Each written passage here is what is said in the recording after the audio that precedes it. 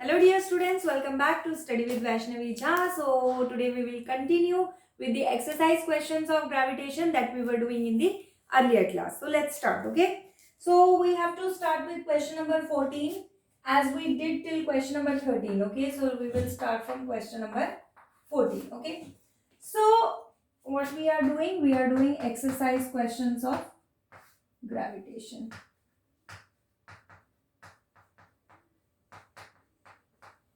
Okay, let's start.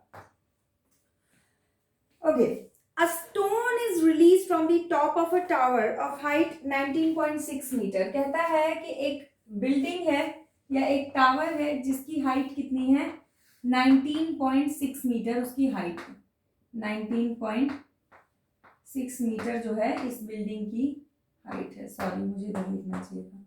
19.6 metre. Okay, now it says, the question says calculate its final velocity just before touching the ground. Okay, so यहाँ से किसी object को नीचे गिराया गया है, इस पोजीशन से किसी ऑब्जेक्ट को नीचे थ्रो किया गया है.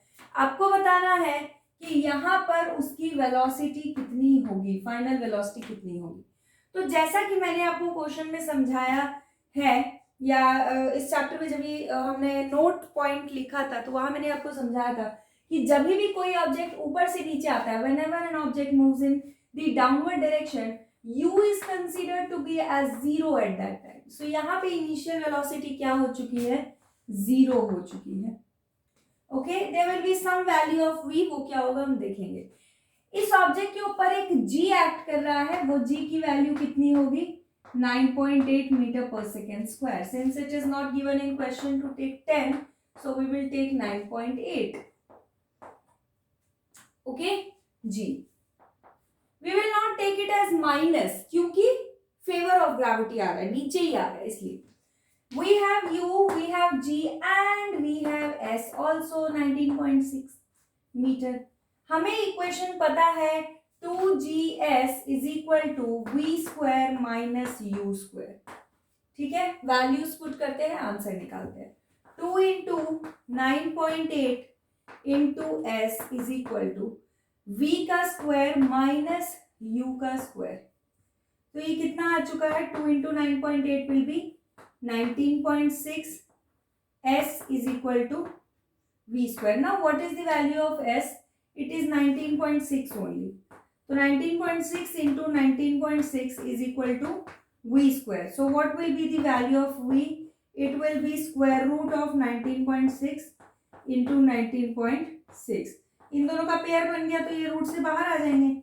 सो 19.6 metre per second will be the answer. Now coming to the facts that what you have to not do in your exam, right? क्या आपको नहीं करना है, क्योंकि क्या करना है ये तो सबको पता होता है, बट क्या नहीं करना है वो बात को याद रखना इज वेरी मच इंपॉर्टेंट. सो क्या नहीं करना है, you do not have to calculate 19.6 into 19.6. इसको मल्टीप्लाई नहीं करना है. do not multiply. क्यों? अरे भाई, इसका रूट ही तो हो रहा है ना. रूट का मतलब क्या होता है, 25 का रूट क्या होता है, कौन से नंबर को 2 बार मल्टीप्लाई करने पे आपका 25 आंसर आएगा, राइट? तो जब आपको ऑलरेडी पेयर बन चुका है यहाँ पे, तो आपको क्या जरूरत है उसको मल्टीप्लाई करके फिर उसका दोबारा स्क्वायर रूट निकालने की. मतलब it doesn't makes any sense, right? तो आपको ये नहीं करना, और ये करते हैं बच्चे. और क्योंकि ये पॉइंट में है तो उनका आंसर फिर भी पॉइंट्स में ही आ जाता है. तो ये आप ध्यान में रखेंगे that you do not have to do this mistake. ठीक है? और कई बच्चे क्या करते हैं, कई बच्चे ऐसे होते हैं 19.6 का रूट निकाल देंगे, है ना, 14 अंडर रूट, वो 14 अपॉन अंडर रूट 10, वो भी नहीं करना, 2 बार है 19.6. सो आपको ध्यान में रखना है कि आपकी जहां कैलकुलेशन नीडेड है, जहां और कोई रास्ता ही नहीं है, वहां तो कैलकुलेशन करनी पड़ेगी. लेकिन जहां हमारे पास कैलकुलेशन से बचने का उपाय है वहां हम क्या, आप लोग वैसे भी देखो ना, बच्चे तो कैलकुलेशन से तो भागते ही हो ना, तो कैलकुलेशन छोटी करना सीखो, ठीक है, बड़ी नहीं करनी है. Now coming to next question 15. What is the 15th question? It says that a stone is thrown vertically upward okay, यहीं पे मैं करती हूँ इस तरफ। Question number 15, it says a stone is thrown vertically upwards, कोई स्टोन है जिसे ऊपर की तरफ थ्रो किया गया with an initial velocity of 40 metre per second. इसको 40 मीटर पर सेकेंड से क्या किया गया है, थ्रो किया गया है। आगे कहता है आपसे टेकिंग जी 10, ठीक है, जी की वैल्यू आप 10 ले सकते हैं, लेकिन यहाँ ऊपर जा रहा है तो आपको -10 लेना पड़ेगा, है ना। जब ये ऑब्जेक्ट ऊपर जाता है अगेंस्ट द ग्रेविटी तो -10। Okay, next, find the maximum height reached by the stone, what is net displacement and distance covered by the stone। हाँ जी, तो मैक्सिमम हाइट आपको बतानी है, सीधी बात। तो मैक्सिमम हाइट निकाल लेते हैं, ये हाइट आपको बतानी है कितना ऊपर जाएगा। So we have the value of u, we have the value of, we do not have the value of h, we have the value of g equal to -10 metre per second square. Now u जो है वो कितना दिया है, 40। Next, जब भी किसी object को ऊपर थ्रो करते हैं तो हम v0 लेते हैं, final velocity is what, in that case it is 0, maximum point पे आके रुकेगा तो v0। अब आपके पास डेटा है ही, आपको h निकालना है, विच मीन्स s निकालना है, राइट। s इक्वल टू वही 2gs लगा दो, v square minus u square, कितना आ जाएगा, 2 into -10 into s is equal to v का स्क्वायर, दैट मीन्स 0 का स्क्वायर माइनस u का स्क्वायर, u का स्क्वायर 1600, 40 का स्क्वायर 1600, राइट। चलो कर लेते solve, -20s is equal to -1600, minus से माइनस तो कैंसिल, ये 0 से 0 कैंसिल तो ये कितना आ जाएगा, s इक्वल टू 80 मीटर्स, है ना। यहाँ पे s कितना आ जाएगा आपका, 80 मीटर्स आ जाएगा। Now you have to calculate what distance and displacement. So as far as distance is concerned, this object will go upward and then it will again come to the same point from where it was thrown. So अगर ये 80 metre ऊपर गया है तो 80 metre ही ये नीचे भी आएगा, correct. So total distance will be what, 80 plus 80, ये 80 है अपवर्ड जाने के लिए, ये 80 है डाउनवर्ड जाने के लिए, तो टोटल डिस्टेंस कितना हो गया हमारे पास, 160 meters.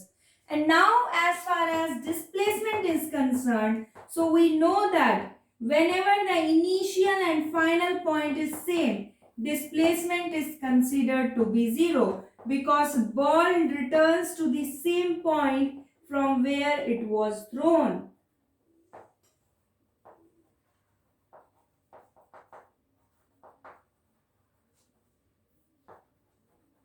Isn't it? जहां से बॉल को फेंका गया था, बॉल तो उस पॉइंट तक वापस आएगी ऊपर जाने के बाद, and that is why the initial and final points of the ball is same, and that is why displacement is 0। Clear? Take a screenshot of this and then will move ahead.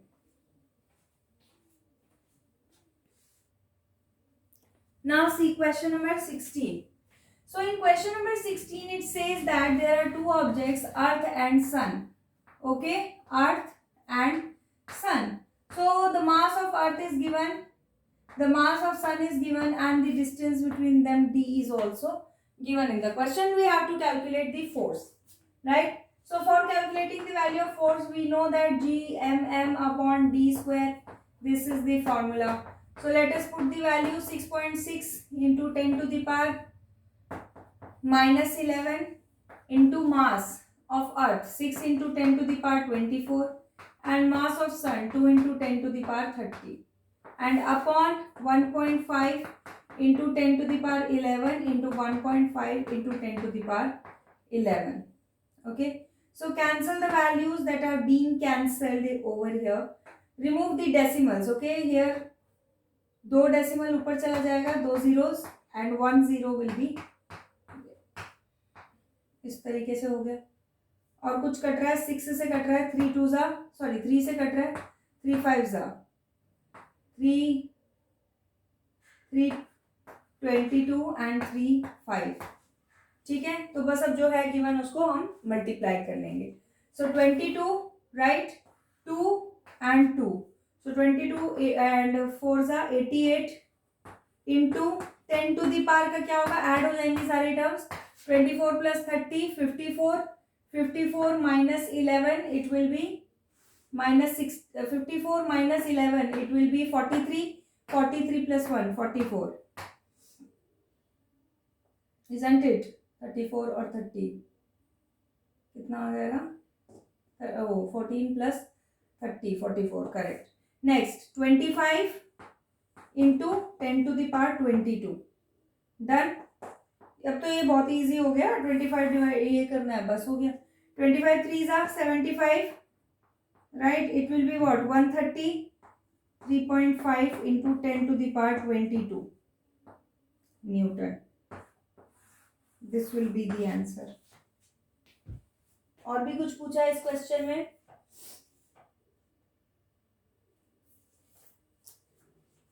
No, only we have to calculate force and which comes out to be 3.5 into 10 to the power 22 Newton. किया वही हमने, cancel कर दिया, 10 की powers को हमने directly add कर दिया, ठीक है, नीचे वाली पावर्स को भी डायरेक्टली ऐड कर दिया, और फिर हमने जो रूल पढ़ा था m अपॉन n वाला, a power m divide by a power n will be equal to m minus n, तो 44 माइनस 22 कर दिया, that's it, we got the answer. Next question, question number 17। Okay, it says that a stone is allowed to fall from the top of a tower 100 metre high. 100 metre का कोई tower है, ठीक है, इस tower की height जो है वो कितनी है, 100 मीटर है। किसी स्टोन को ऊपर से नीचे की तरफ थ्रो किया है, okay, at the same time another stone is projected vertically upwards, और उसी टाइम पे किसी को ऊपर भी थ्रो किया है, दोनों को सेम, एक तरफ से ऊपर एक तरफ से नीचे, एक नीचे तरफ से आपको ऊपर फेंका गया बॉल को। With the ground velocity of 25 meter per second, calculate when and where the two stones will meet. इसको 25 मीटर पर सेकेंड की स्पीड से फेंका है, ये ऊपर से नीचे आ रहा है तो ऑब्वियसली 0 ही होगा। अब सपोज करते हैं किसी पॉइंट P पे ये दोनों मीट करेंगे, एंड लेट अस से this is A point and this is B point. तो अगर ये डिस्टेंस x है तो ये डिस्टेंस कितना हो जाएगा, पूरा था 100 है ना, 100 में से इतना है x, तो बचा हुआ distance will be 100 minus x। इसमें तो कोई डाउट नहीं होनी चाहिए, अगर ये पूरा डिस्टेंस 100 है, इसमें से इतना 10 है, तो बचा हुआ क्या होगा, 90 तो होगा ना यार, है ना, माइनस ही तो कर रहे हैं, तो वही किया है, x है तो 100 माइनस x है। अब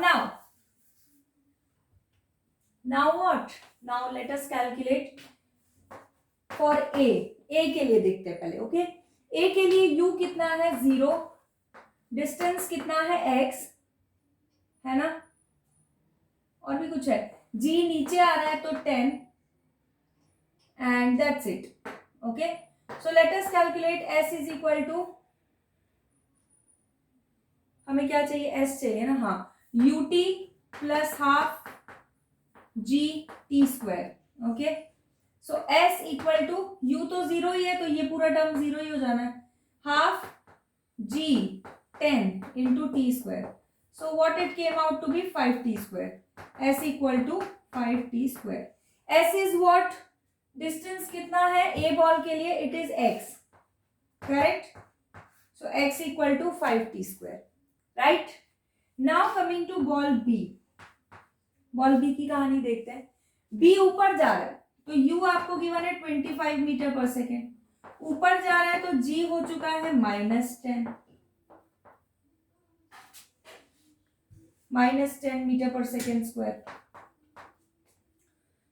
and distance is what, it is 100 minus x, right।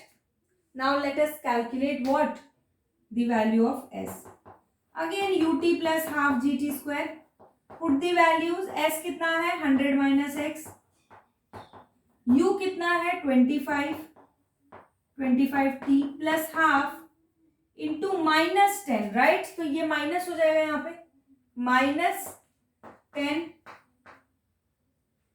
and t square, correct, cancel it, 5t square, यहाँ 100 माइनस x की जगह पे from 1 we can put what 5t square.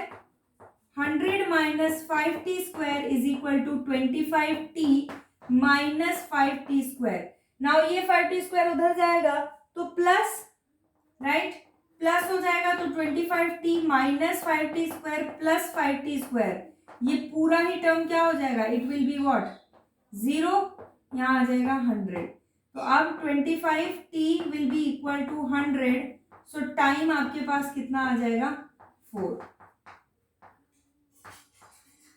t equal to what 4.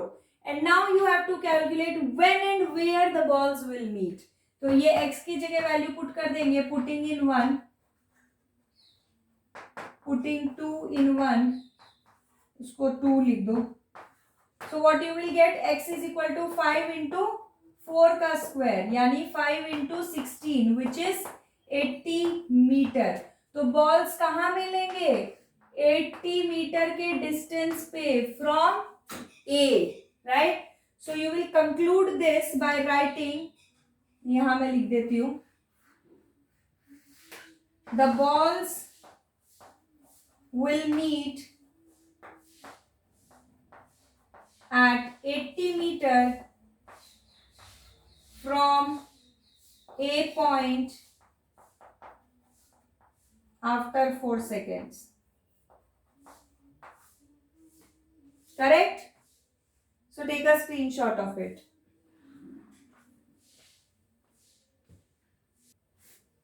Okay, now question number what? 18.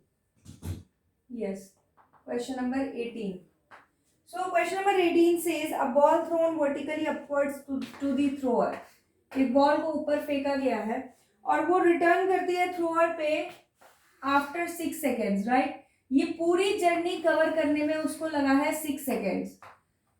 इसका मतलब अगर हम इस journey को डिवाइड करें तो 3 सेकेंड ऊपर जाने में लगा है और 3 सेकेंड ही नीचे आने में लगा है. Correct. Now we have to calculate velocity with which it was thrown. So we have to calculate the velocity जिससे इसको फेंका गया था, right. तो we will consider half of the journey, right. तो इसको आप पहले ऐसे लिख लेंगे, total time taken by ball is what 6 seconds, right. So time taken in upward direction will be equal to time taken in downward direction, that is 3 seconds. दोनों 3 second ही होगा. ठीक है. अब क्योंकि बॉल को ऊपर ले जाने वाली जर्नी हम कंसीडर कर रहे हैं, सो फॉर दैट u जो होगा उसकी कुछ वैल्यू हमें निकालनी है. जब भी बॉल ऊपर थ्रो करते हैं तो u तो नहीं, u तो वैल्यू होती है but v is 0. Correct. And the height is given in the question. Is it given? No, it is not given. आपको बस कैलकुलेट करना है with which it was thrown. तो g की वैल्यू क्या हो जाएगी, -9.8. so let us calculate it. v is equal to u plus gt लगा के नहीं आने वाला.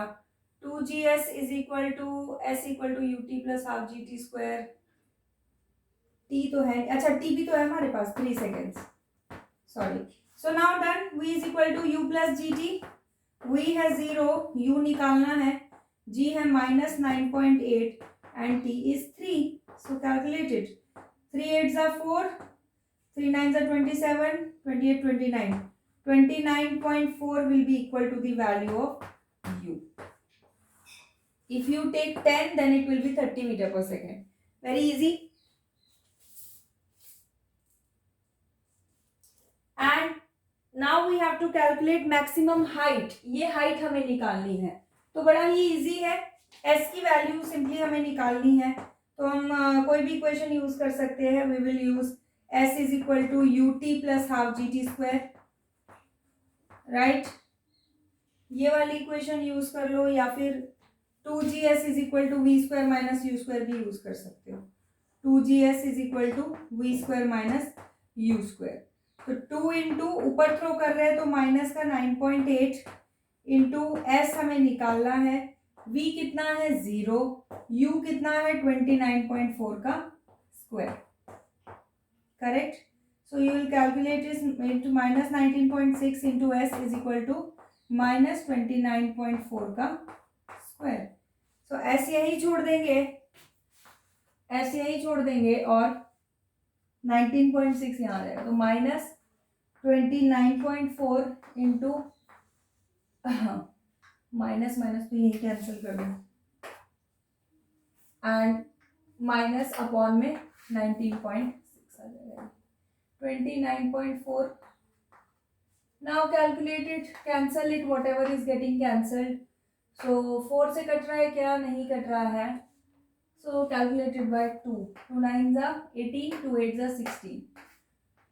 147 and again 49 and it will be 147.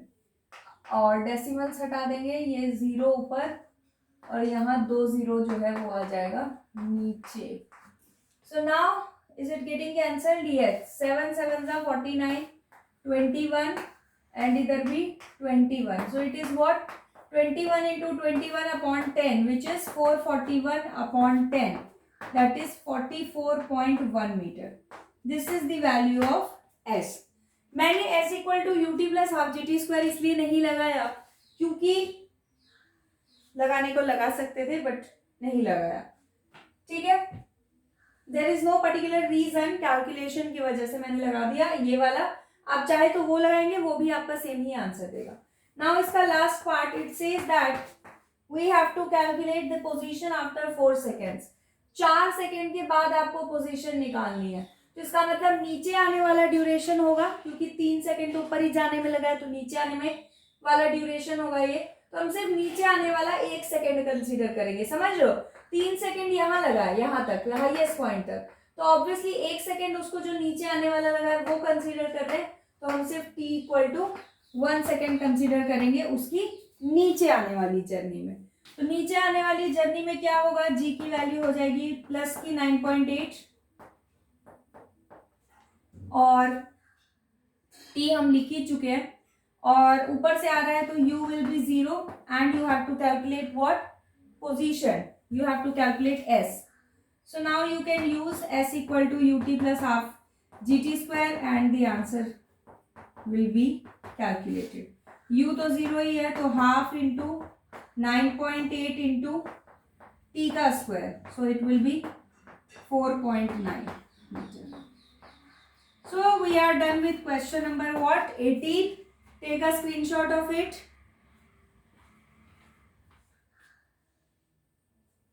So in next question it asks, in what direction does the buoyant force on an object immersed in a liquid act? Buoyant force किस direction में act करती है? It always, buoyant force always acts in upward direction. Always acts in upward direction. Buoyant force हमेशा upward direction में ही काम करती है. Right? If you are trying to immerse any object in liquid, the buoyant force will act in the upward direction. Next, question number 20. Why does a block of plastic released under water come up to the surface of water? अगर ये भी ball plastic की हो तो ये surface पे क्यों आती है? क्यों फ्लोट करने लगती है? मैंने आपको क्या कारण बताया था? Because the density of plastic is less than the density of water. है ना? वाटर की डेंसिटी से प्लास्टिक की डेंसिटी जो है वो कम है. डेंसिटी ऑफ प्लास्टिक कम है डेंसिटी ऑफ वाटर से. इसी का जब भी कोई भी ऑब्जेक्ट का जो है डेंसिटी वाटर की डेंसिटी से कम होगा वो ऑब्जेक्ट हमेशा फ्लोट ही करेगा. That is the reason why plastic floats on water. Therefore, plastic floats on water.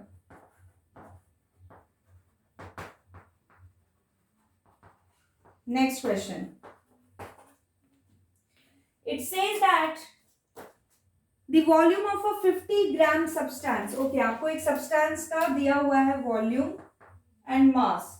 हाँ, volume of a 50 gram substance यानी mass दिया हुआ है 50 grams is 20 centimeter cube.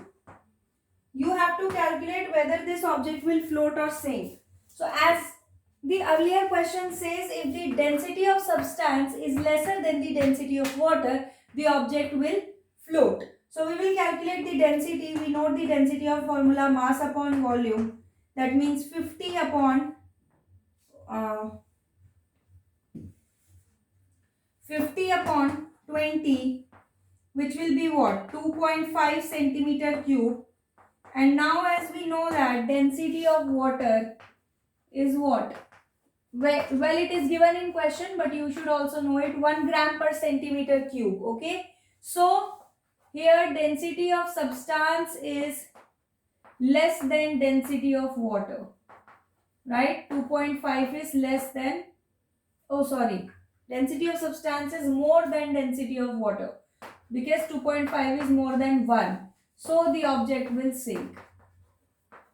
The object will what? Sink. कम होता density तो object float करता, ज्यादा है ऑब्जेक्ट का डेंसिटी तो वो सिंक कर जाएगा. Last question of this exercise, what does it says? What does it say? It says that the volume of 500 gram sealed packet. Okay, again mass is given to be what? 500 grams, and it says that its volume is 350 centimeter cube. Okay, will the packet float or sink if the density of water is 1 gram per centimeter cube? What will be the mass of water displaced? कितना पानी जो है वो displace होगा?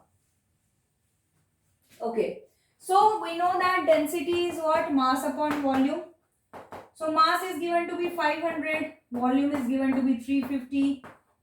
So we will be doing it according to, yes. Okay, so 5 tens are, 5 sevens are, it will be 1.34. So density is 1.4 gram per centimeter cube, and this value is more than the density of water, because 1.5 is more than density of water, that is 1 gram per centimeter cube. So the object will sink.